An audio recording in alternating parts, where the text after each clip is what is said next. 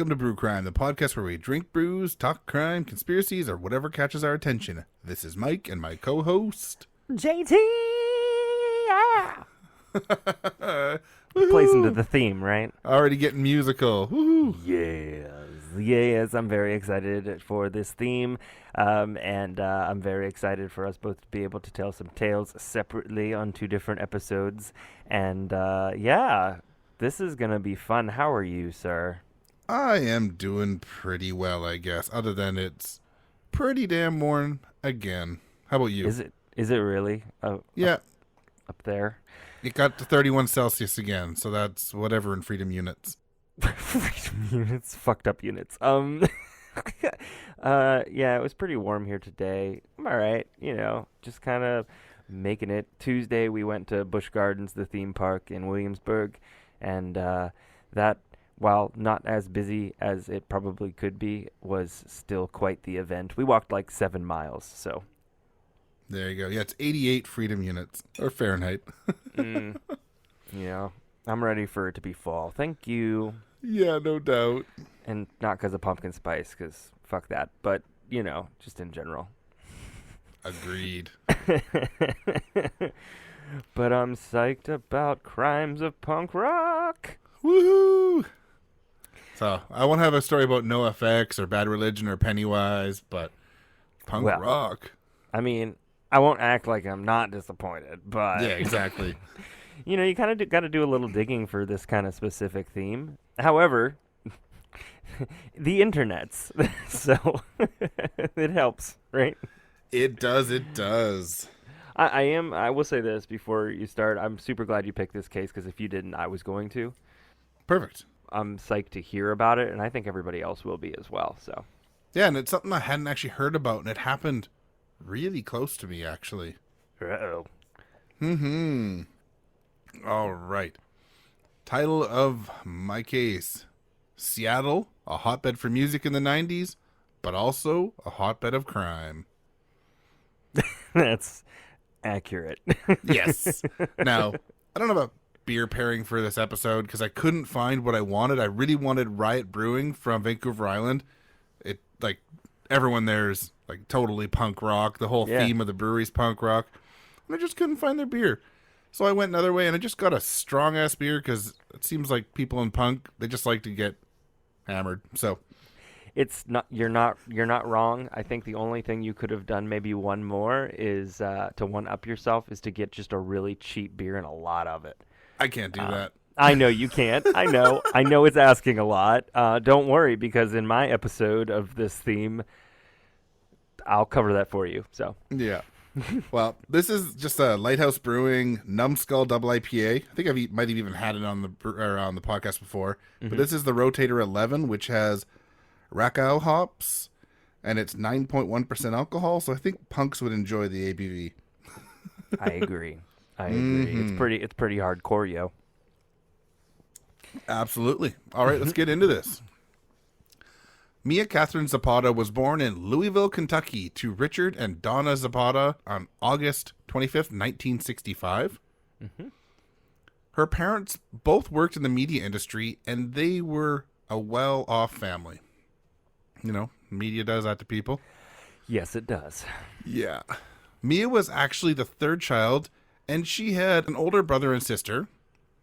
Mia's grandfather on her dad's side was of Mexican descent, and her mother was Caucasian.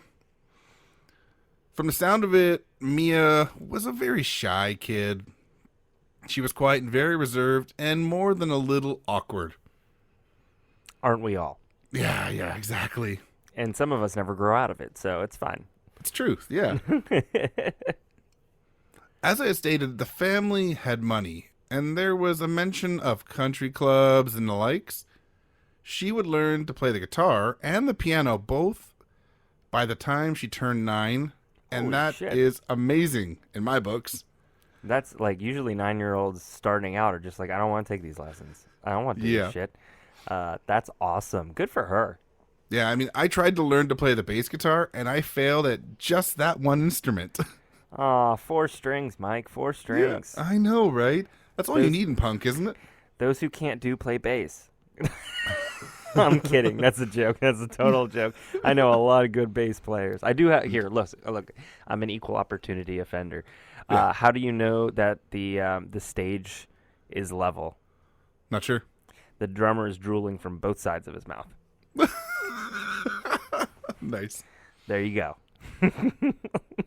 Obviously, I'm a vocalist and a guitarist. That's how this works, guys.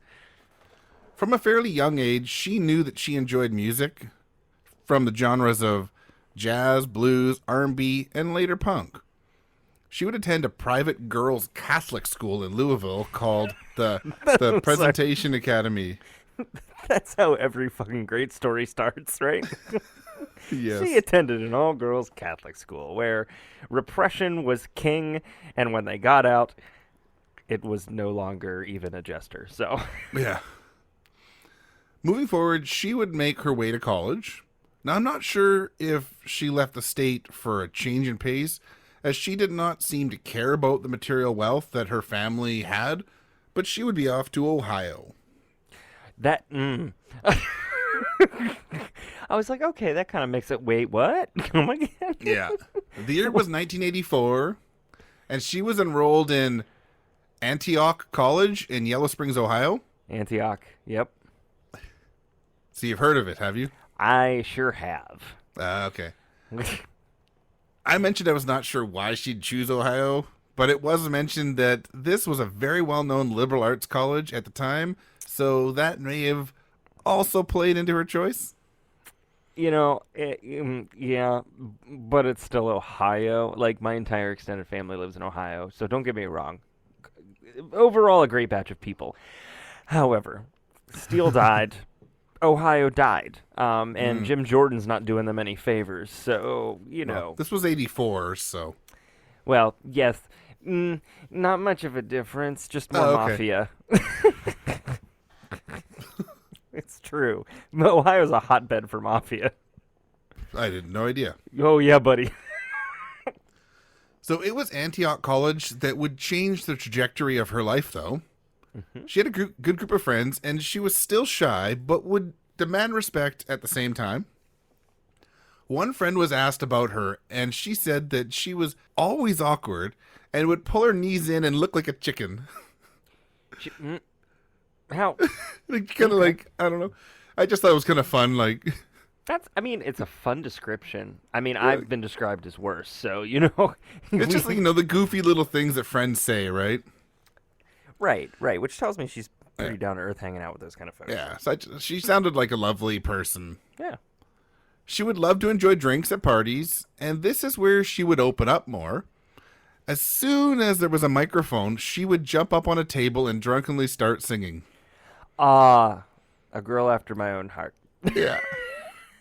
She was said to be magnetic with the microphone in her hands, and people would quiet down and just listen to her at the parties. One party, Matt Dresner was enjoying a few beers himself when Mia started singing. He knew that he wanted to start up a punk band, and he wanted her to be the front of the band as the singer. Wow. Yeah, right? When you know, right? Absolutely, yeah. She sounds like the person that I wouldn't want to go after in karaoke. Because she'd literally entertain the crowd on top. Like, she'd memorize the song and entertain the crowd instead of reading the lyrics. So, yeah. I don't know. The one time I went to karaoke, I picked a song I couldn't do just so I would never be invited back, and it was Slipknot, because I hate karaoke. But which song? I don't remember. It was a long time ago. Oh. And I wasn't as big a fan back then. I just knew I couldn't keep up with the song. It's the best. God. Yeah. See, that's why I love us, because I'm the one who's like, I got to pick one that's right for me. I have to be able to sing it. Oh, my God. We complement each other, sir. All right. Matt would pull the group together, including Joe Spleen, given name Andy Kessler, Steve Moriarty, and yes, Mia Zapata. Okay. The band would form in 1986 and would pull the name from a Monty Python skit of all places. Ooh. They would start out known as the Sniveling Little Rat-Faced Gits. I like it. It's a big. You need an extra large T-shirt to put it on there, though. Yeah, but it was shortened to the Gits not long after that. Good. I like the Gits. Yeah. They would end up recording a demo album called Private Lubes in 1988, although it never made it far out of the places they would play until years later as it was later reissued. Ohio just didn't have much of a punk scene, and they knew that they had to get their butts out of Dodge. So they made the decision many musicians made and pulled up roots and moved to Seattle, Washington in 1989. That's a much better choice, to be honest with you. I really don't find Ohio to be a hotbed of...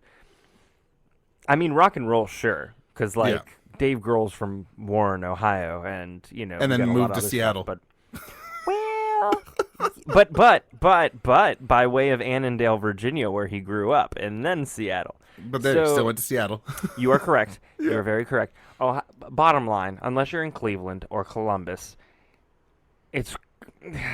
Yeah. I mean, yeah. Some of the band members had not even graduated, but there was a higher musical calling elsewhere. Now, do I have to remind people, or tell the younger listeners, what was happening in Seattle in the late 1980s and early 1990s? I mean, Back if you're in going my to day. Get off my lawn, you idiot. Yeah. Get back with your silly foldable phone. Yeah. Seattle was absolutely popping off as the birthplace of grunge music. Yes. We are talking bands like Nirvana, Pearl Jam, Alice in Chains, Soundgarden. Like, you heard of them? Yeah. It's like all my albums. Yes. Mm-hmm. These are some of the first bands I ever listened to myself. That's what I really like about that era in Seattle, is that for some reason, something was going on in that culture, in that location, that just bred grunge. And I think it was all the plaid, but that's really cool, and it's something to look into. So if anybody's like a critical scholar of like culture, you should totally do that, and then tell me what you find. Agreed.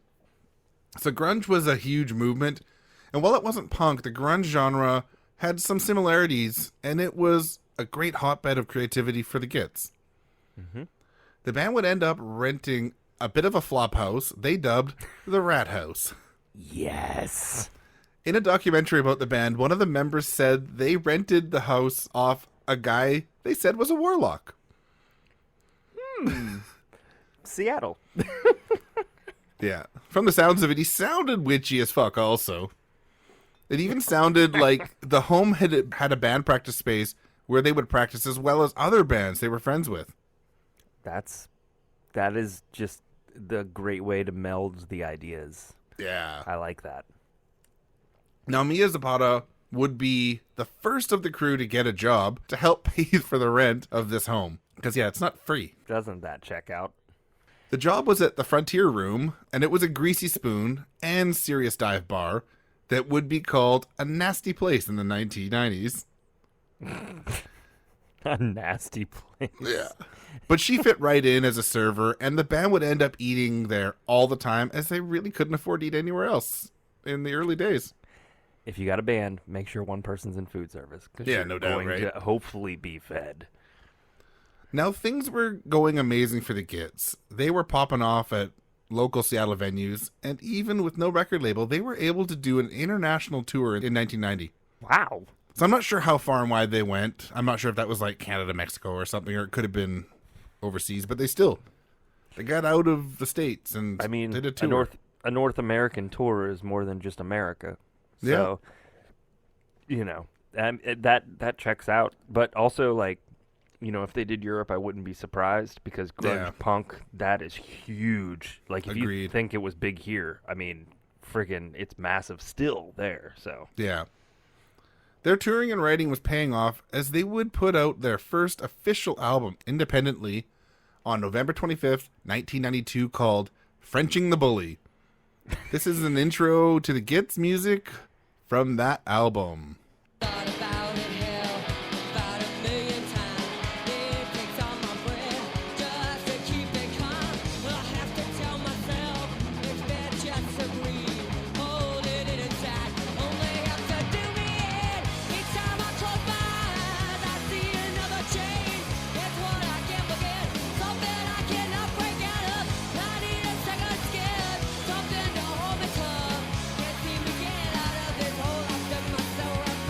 So yeah, it's one of their songs from the first album. It makes me so happy. Like it's so weird. Those songs are usually about pretty heavy stuff. Not all of them, Yeah. but it's so raw. It's not overproduced because it didn't have to be. Yeah. That kind of stuff just makes me happy because you get to hear all the imperfections that make it perfect. If that makes sense. It's so hard listening. I'm about to do the get off my lawn thing, but it's so hard to listen to music now because it's so goddamn perfect. And A lot of it is, yeah. there's no way, right? No sane human being would say, "Oh, they've all got perfect pitch and they've all got in-tune instruments and they've all been on the beat." Like, I want something that resembles human, like a culture. And Yeah. guess what? Today's not perfect. Imagine that. And so music shouldn't be either. And Agreed. that's not saying that it's bad. I love that track and I love how raw it is. Yeah, you can keep playing that. That's fine. Yeah. I don't know if I said that's called Second Skin. So like I said, things were going well for the band. The band was touring furiously, and they also were playing gigs back in Seattle. Mia Zapata and the band in general were also getting really into the feminist community in Seattle at the time. They were working on their follow-up record, Enter the Conquering Chicken, when they had time between touring. Yes. Oh, their album names were great. Oh, good. They were riding high back home from the tour for a few days before heading back out on the road in early July 1993. Mia Zapata was hanging out with friends at the Comet Tavern on East Pike Street, about 25-minute walk from Pike Place Market. Mm-hmm. And I mention this because Mia loved to walk. That's what she did. Oh, okay. Good for her. Now, Pike Place Market, I'm assuming that is like Starbucks Pike Place. No, but that's it's like 2 blocks from where Starbucks started. Okay, because they did yeah. name one of their key signature blends Pike Place. Or Pike Yeah, no, it's a So- big market, like a farmer's market. There's a Yeah. fish market there. There's all kinds of stalls. It's a big place, actually. God, I want to go to Seattle so badly. That's where, like, you see stuff that happens in Seattle and there's fish tossing. That's oh, it. is that what that is? Yeah, that's at the bottom of Pike Place Market. I love It's that. on a hillside. So it starts up, like, on the main level of Seattle and then drops right down sort of towards the water level. All I can think of is I'm going to go to Seattle and you're going to meet me there. Okay. Yeah, of course. It's only like 3-hour drive or whatever. Well, actually, probably 4. It's an hour at the border. Well, Yeah. So looking at their website today, it looks like a really cool place in the gallery, and this is the Comet Tavern. But I have no idea if it looked that same way in 93. It's a long time past. a little more 93. vomit on the floors. It's fine. Yeah, probably. So they were there to celebrate finishing up their new album. Uh-huh. She was enjoying her night there on July 6, 1993, and it went late into the morning of July 7th when she decided it was time to leave about 2 a.m. Mm-hmm. She walked over to a nearby building to try and visit her ex-boyfriend, but he was not home, and she had a short visit with a friend who lived a few floors above her ex in the same building. Okay. This friend would be the last person to see her alive. Mm. She would head back to the street with her headphones on, intent on walking somewhere else. Not sure where. It is believed that she was attacked around 2:15 a.m., but her body would not be found until 3:30 a.m. Sadly, this puts Mia Zapata in the infamous 27 Club, as she was killed at 27 years old. That is... Yes, she is... Was Kurt Cobain one of the other ones? Is he part of the 27 Club? Let me see. Here we go. Jim Morrison, Brian Jones, Jimi Hendrix, Janis Joplin, Jim Morrison. Yep, 27, yep. Yep. That is huge. That is such a... It's like a... What would you call that? Like a not an old wives' tale. What am I... Like folklore? Like... I'm not sure, yeah. Yeah. I mean, it's just impressive. Because I also think Amy Winehouse, too, was... Could have been, I'm not 27. sure. Yeah, she was. She's It's part just of that. sad, yeah. Yep. Unfortunately, Mia Zapata wasn't remembered as much as the other ones because they were a much smaller group, right? Mm-hmm.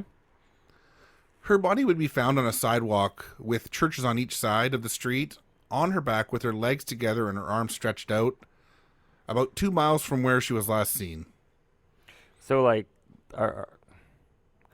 posed or like on a cross or I think it was more, they thought so originally that it might have had something to do with the religious stuff, but I think it was just she was sort of dumped out of a vehicle or something, and that's kind of how it ended up.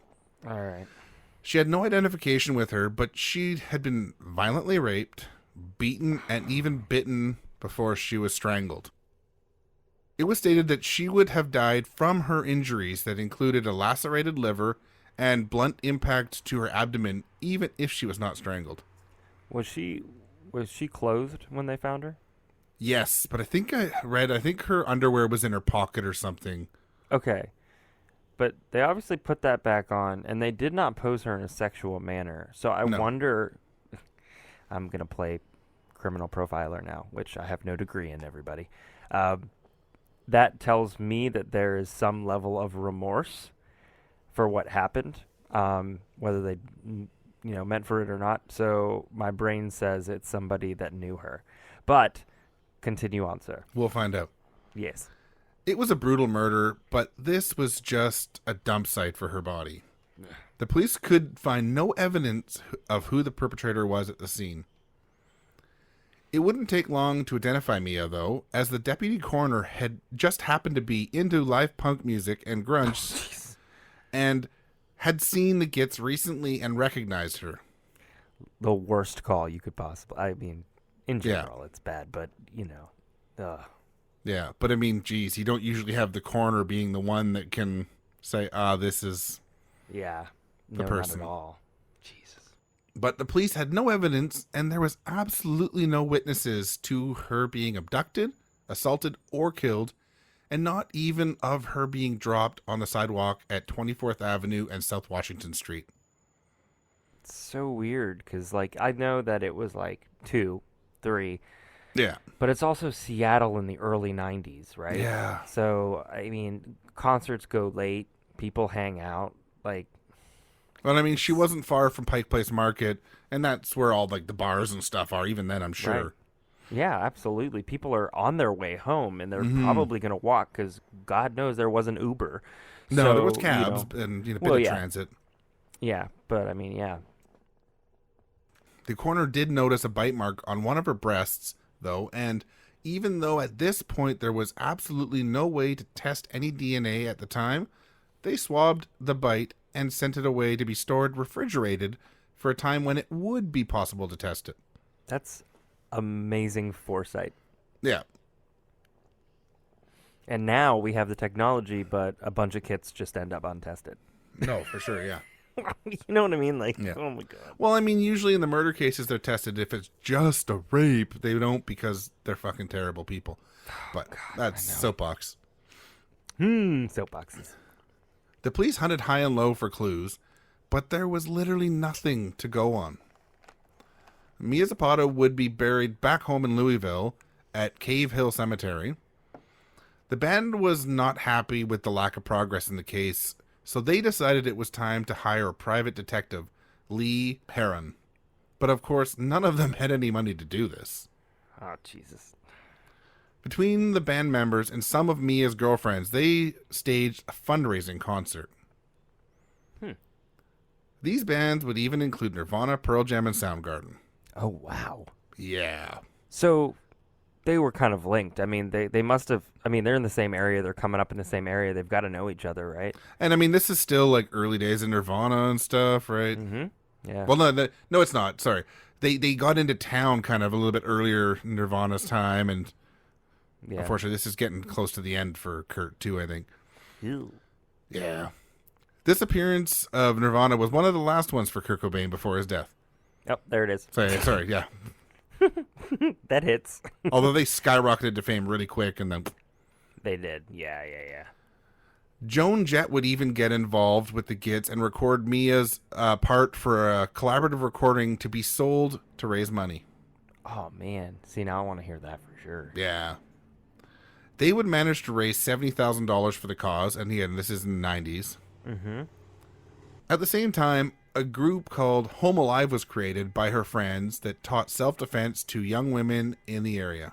I will say this: $70,000 in '93 is the equivalent to about $144,000 today. There you go, yeah. So that's pretty fucking impressive. Agreed. Home Alive would put together a benefit album that had music from Nirvana, Pearl Jam, Soundgarden, Heart, and the Presidents of the United States of America. Oh, going down south and eat me a lot of peaches. Yeah. Or Lump. Lump sat alone on a bench in the park. So did Gump, according to Weird Al, but that's fine. Lee would turn over every stone for 3 years, but she would find no clues in the murder either. After the 3 years of paid PI work, she would still do some work in her spare time on the case as it bothered her. Yeah. Luckily, the year of 1993 was also had a huge breakthrough in chemistry with PCR being developed. Heyo. PCR was not as refined as it is today, and it took a long time for the sample in the murder case to be tested, as they only had one very small sample, and it could have been destroyed during the testing. And they didn't want to lose the only DNA, right? God, that's not stressful at all. Holy shit. So it took until 2001 for the test to finally be done on the sample. Wow. They were able to get DNA from both Mia and an unknown male at this time. Oh. Once they had the sample, it was time to find a match. So it would be put into the CODIS, or Combined DNA Index System, in the U.S. I like how you said that. Like, y'all should know this by now. I had forgotten what it was, so I thought I better put it in there. There was a nice rhythm to it. Yeah. I liked it. CODIS would find no match for a full year, but in December 2002, it would find a match once and for all. Finally, this almost decade-long cold case would come to an end. All right. Jesus Mezguia's name would ping on CODIS finally. Jesus lived in Marathon, Florida, and was a loser of epic proportions. So he went from Seattle to Florida. Yeah. I mean, yes, I would call that a loser because he definitely downgraded. He'd been all over the place, it sounds like. Sorry, Florida, but not sorry, too. I don't know what Marathon's like. He had been arrested for sexual assault, kidnapping, indecent exposure, battery, assault, and robbery in the past, and had domestic disputes with all of his former girlfriends and his wife. So, he's a real winner on Satan's shit list. Yeah. I said every one of them. That is insane. Yes. I can't. That's okay. I already hate him, but keep going. Why couldn't this Jesus die for our sins?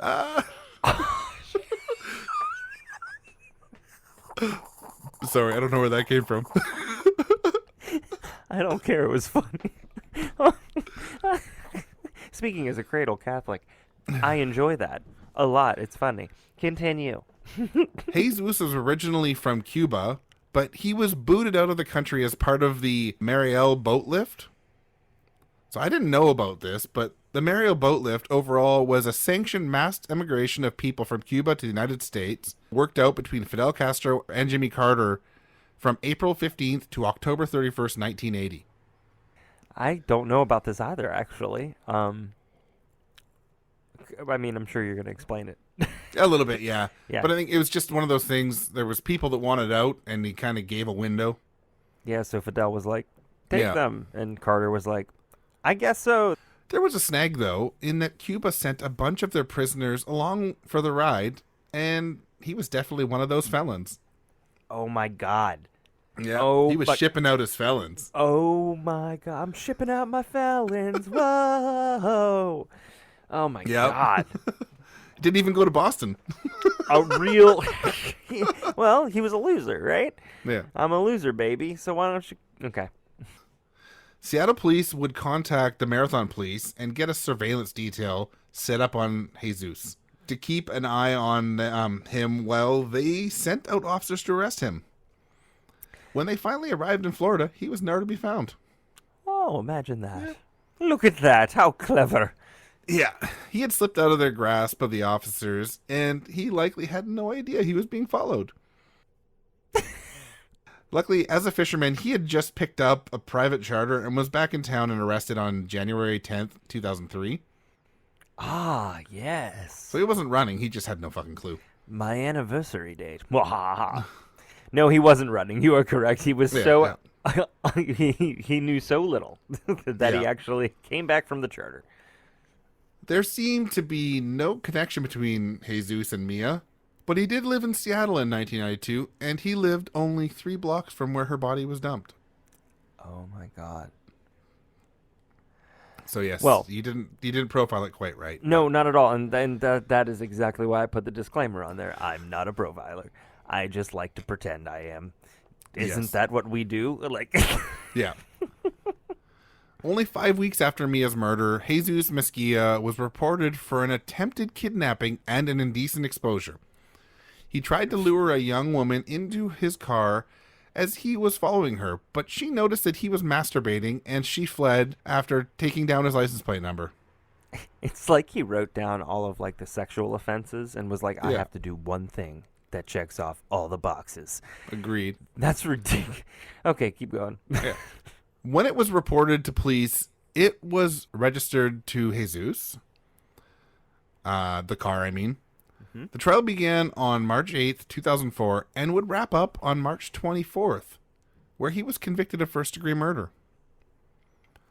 On April 30th, he would get a sentence of 37 years in prison.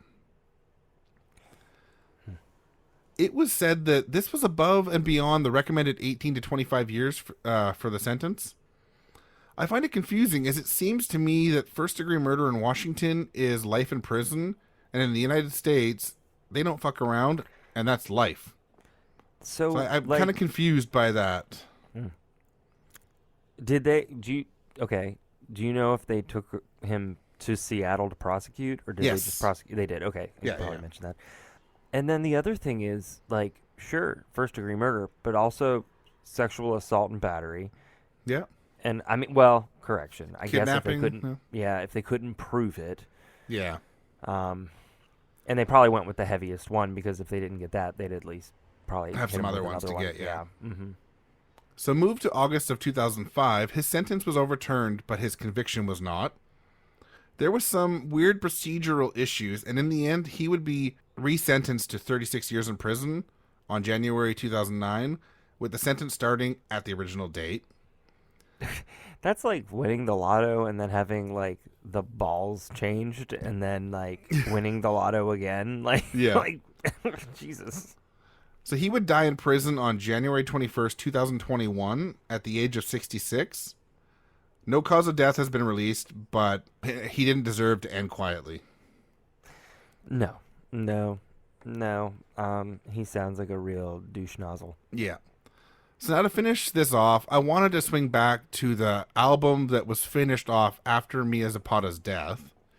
Enter the Concrete Chicken was finished after her death, but one of the songs that they worked on will definitely resonate with the true crime community today. She wrote a song about a serial killer murdering her. You said Mia wrote a song about a serial... Oh, Jesus. Wow. Serial murder in the area was not new, as there was George Russell, the Charmer, Gary Ridgway, the Green River Killer, Robert Lee Yates, all prowling the area in the late 80s and early 90s. And we can't forget the scumbag Ted Bundy that had a hometown of Seattle who rode the lightning in 1989.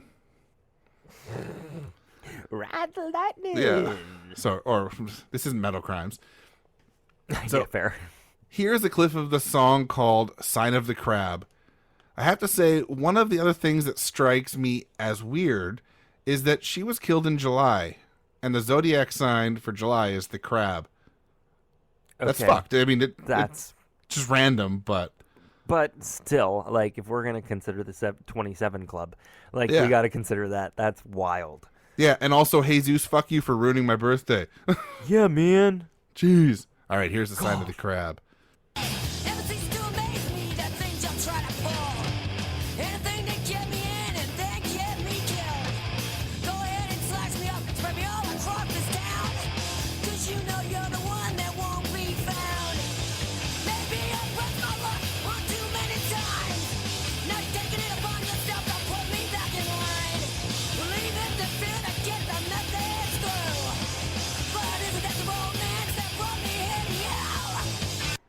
So yeah, holy, huh?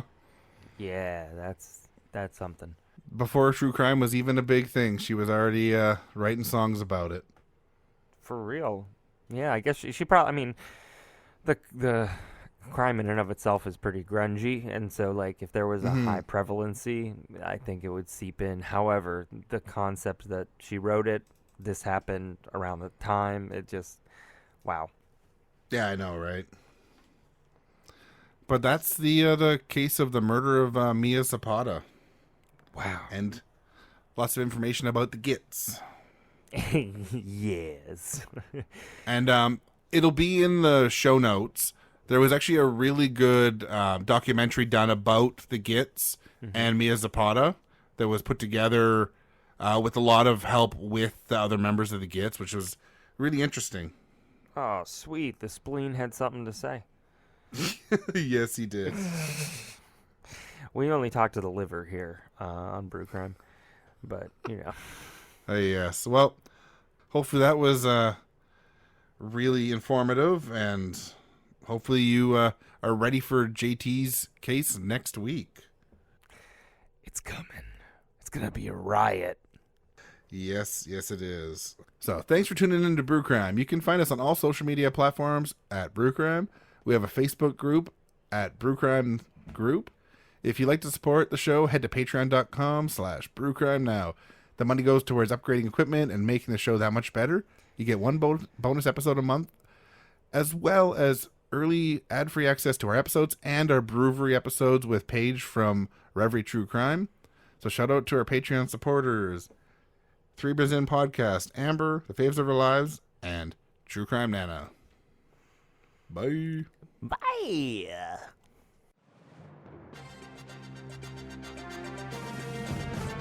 Brew Crime in association with Reverie True Crime present The Brewery Report, your daily news delivered to you monthly.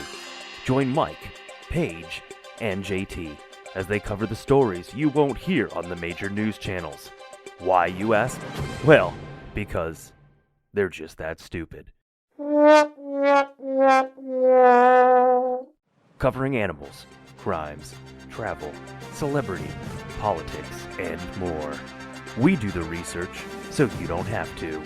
I wish they would have included a disclaimer not to drink anything, because I almost spit out my chai tea latte with 4 pumps of vanilla. We know. We're working on it. You can find us anywhere you listen to Brew Crime or Reverie True Crime. So make sure you behave or fuck around and find out. And you might find yourself on next month's Brewery Report. from the sounds of what? Oh, no, I was just going to say. Independent. Let's wait for the motorcycle to go by. I hear that. Yeah, that motorcycle just set off a car alarm. They turned off the alarm. You did that, and then your mic, you did that, and your mic went. Whoop. Yeah, I bet it did. I keep almost saying Jesus on Jesus. Oh, why am I not? What's going on here? Yes. They've changed how Patreon looks, and I'm getting confused trying to look something up. Damn it, Patreon. There we go. If I just change it to... By that, I mean sponsor us.